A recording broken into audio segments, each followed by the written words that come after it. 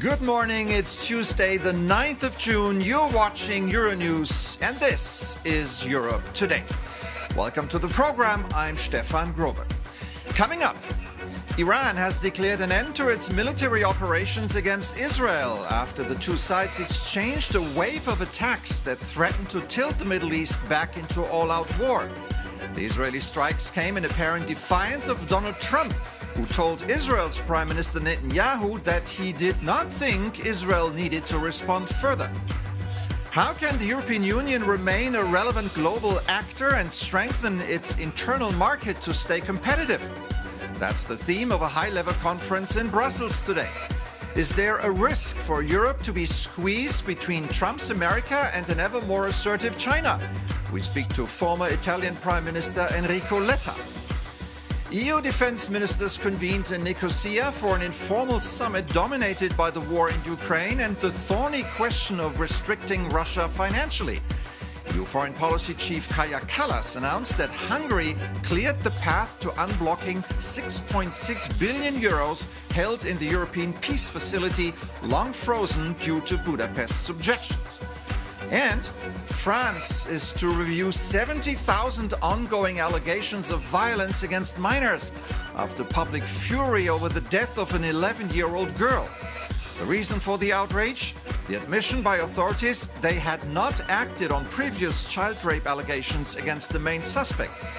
Lawmakers across the political spectrum now saying the case highlighted the justice system's failure to protect women and children from sexual violence. But first, the situation in the Middle East. Iran's armed forces announced the end of military operations against Israel, but warned of a more crushing response if it resumes attacks on Lebanon or its territory. Tit-for-tat strikes had followed Israeli attacks on Iran, with explosions reported in several Iranian cities as tensions escalated after Israel struck the southern suburbs of Lebanon's capital. For more on this, let's head over to Doha, where our correspondent Laila Humaira has the latest for us. Good morning, Laila. So help us decipher the development in the last 24 hours. How serious is the announced end of military operations? Good morning, Stefan. Yes, well, things are still very tense here in the last 24 to 48 hours over the weekend. As you mentioned, Iran and Israel exchanging direct attacks between the two. The first time this has happened since the April ceasefire. And yes, Iran has announced it will halt the aggression. Israel also announcing it will halt the aggression if the other side stops these attacks. Now, the halt in the aggressions came after international pressure and, of course, pressure from the U.S. President Donald Trump as well. Now, while the peace negotiation, the talks seems to be at a standstill, a stalemate, yesterday Donald Trump seemed to allude that there is a movement in some direction. On Truth Social, he posted, both sides, Israel and Iran, are looking to an immediate ceasefire. Final negotiations on peace are proceeding, subject to ignorance or stupidity getting in its way. Things should move quickly. Now, we know that in these peace negotiations, there have been a few sticking points, among them Iran's missile and nuclear program, Israel's continued military campaign against Hezbollah in Lebanon, security guarantees in the region, but also the freedom of navigation and the full reopening of the Strait of Hormuz, Stefan. Yes, you mentioned it. The Strait of Hormuz remains a flashpoint. What's the latest here? Well, it is essentially open, but shipping traffic remains slow and is nowhere near the levels of pre-February 28. Now, in these latest round of escalations, it's also prompted Gulf countries to announce the rerouting of flight paths in order to resume or continue flight operations in a safe way. But still, we know that there are still maritime mines in the Strait of Hormuz. But also this morning, earlier this morning, we have U.S. media reporting that a U.S. Army Apache helicopter downed in the Strait of Hormuz. Crew members were rescued safely, but it shows that the tense situation that we're still in, and with that peace negotiation or the outcome of these peace talks still elusive, everyone, it seems, to be remaining on absolute alert here in the region. All right, Laila Humaira there for us in Doha. Thank you very much for this update. And now to the war in Ukraine. The European Commission is expected to imminently present its 21st sanction package against Russia. From a Defense Council meeting in Cyprus, the EU's foreign policy chief Kaja Kallas touted that 80 new listings will be added, aiming to bring the Kremlin to its knees. For more on this, I'm now joined by our EU correspondent, Angela Skujins. Good morning, Angela. Good morning, Stefan. So, what's the timeline of this package and what's in it? Yes, so the chatter here in Brussels is that the EU's 21st sanctions package against Russia could be unveiled as early as today, but the official line that we're hearing from the Commission is sometime this week. Now, in terms of the contents, we haven't been given a sneak peek, but I spoke to the EU sanction envoy David O'Sullivan last week. He couldn't get in the weeds regarding what would be in the 21st sanctions package. However, he voiced scepticism regarding two key pillars. The first being the oil price cap, currently set at US $44.10 US per barrel. He didn't expect this to be revised down due to the oil price shocks that we just heard from our correspondent. He also voiced scepticism regarding the triggering of the full maritime service ban on Russia's shadow fleet. But the EU's foreign policy chief, Kaja Kallas, did give us an update as to how the Commission and the bloc plans on cracking down on the Kremlin further. She made these comments from Cyprus on Monday. For next week, Foreign Affairs Council, my services have proposed more than 80 new listings targeting Russia's military-industrial complex, human rights violators and propagandists. Brick by brick, we are collapsing the foundations of Russia's war economy. And Angela, there's one hot topic here that seems to be a substance named alumina.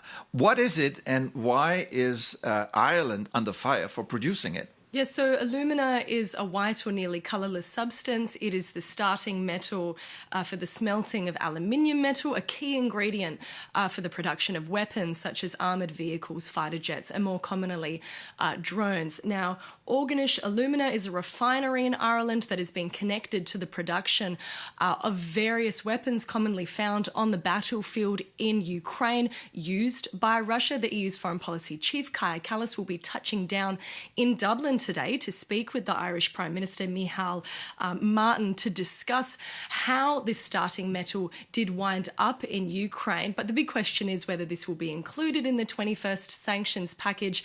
Currently, it's not looking likely, as you need unanimous support from the 27 EU heads of state. And with Dublin on the defensive, this is not looking likely. All right, Angela Skujins, thank you very much for updating us on that one. And now to another struggle, the efforts by the European economy to stay afloat in a geopolitical landscape marked by growing competition among major economic blocs. In about an hour, the Jacques Delors Friends of Europe Foundation will launch its Single Market Summit 2026, attended by some big names like former Italian Prime Minister Enrico Letta, president of the Delors Institute, who will also give the opening address. But before he does that, he's on Europe Today this morning. Welcome, Prime Minister, and thanks for making time for us. It's a great pleasure. Thank you. So, what are you going to tell the audience? But we will try to say that it's an incredible opportunity, the opportunity to complete the single market, to strengthen the European economy, resilience, security, strategic autonomy in the main fields where the single market is not completed. Energy, connectivity, financial markets, and with this great opportunity to launch the 28 regime, the EU INC, the EU Inc., this idea of having corporate law valid everywhere in Europe for companies, for startups. We are launching this. You will see it. It's a campaign. It's not only discussing, reflecting, but also making people aware around Europe, and the fifth freedom and the freedom to stay. All the different aspects that are fundamental today to make Europeans aware that we have an opportunity to be more united and to be more autonomous. In 2024, you wrote a widely acclaimed report on the state of European competitiveness. What happened then? Have your recommendations been taken to heart? There was an acceleration in the last 3 months. The year 25 was a year in which we were all shocked by the new Trump 2 era, the tariff wars and the rest. Then Greenland happened. I think Greenland was a big wake-up call for all European countries and leaders. And since then, so since February, 3 European Council meetings and the one, April 24, that launched the strategy One Europe, One Market, 42 measures with deadlines. That is the most important part. Deadlines, Q3 26 to Q2 27, deadlines for each of these 42 measures, with the possibility then, in 2 years' time, to complete the single market and to complete this resilience. It's a great message to all Europeans.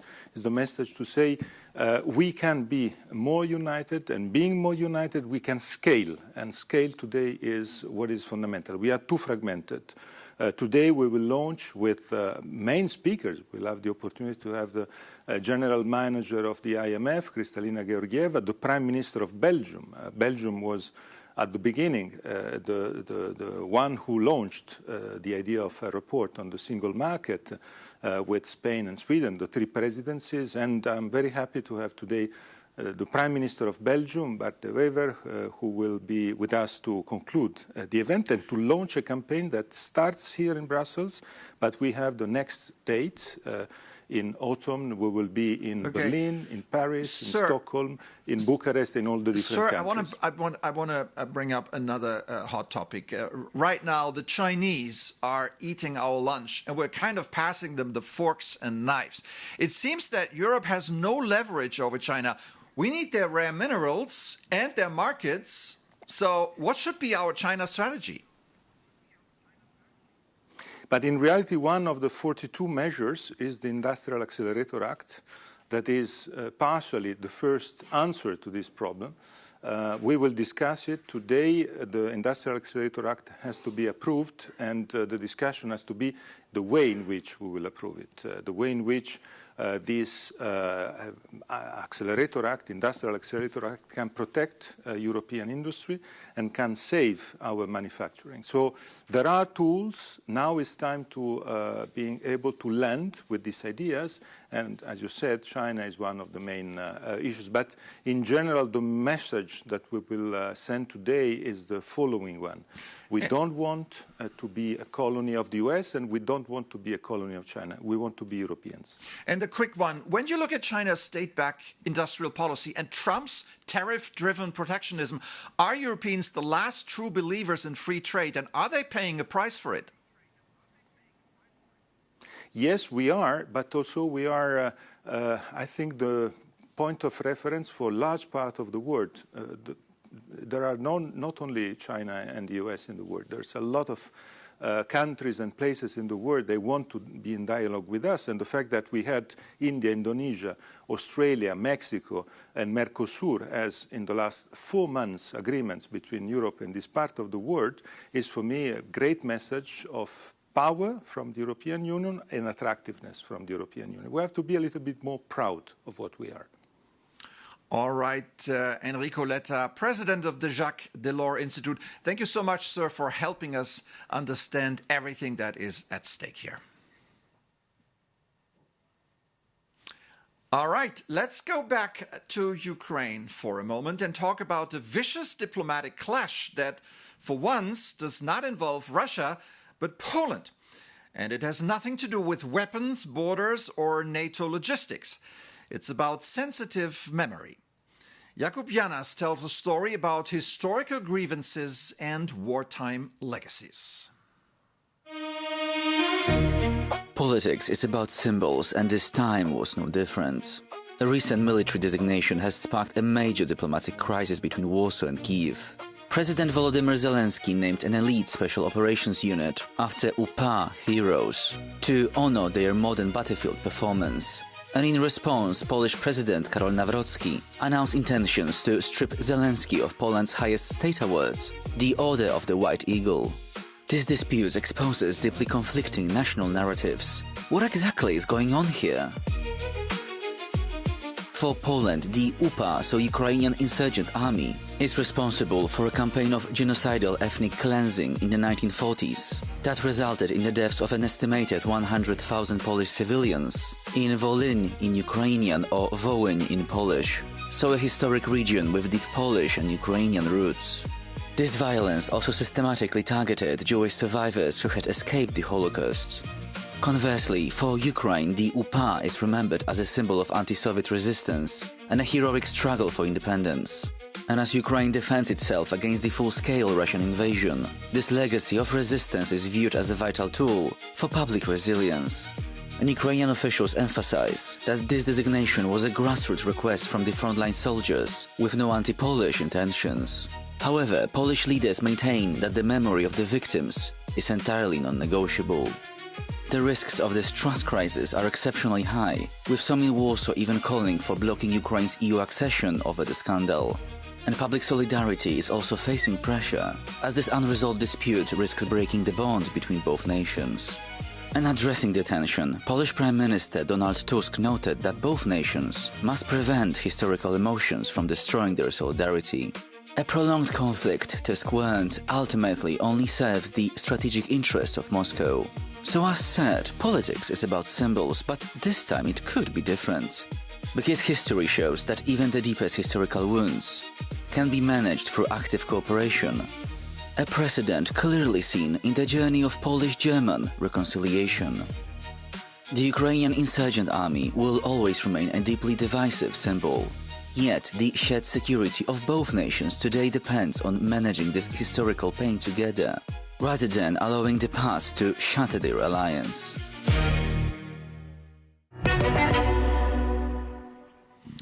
Jakub Janas there, thank you for your reporting.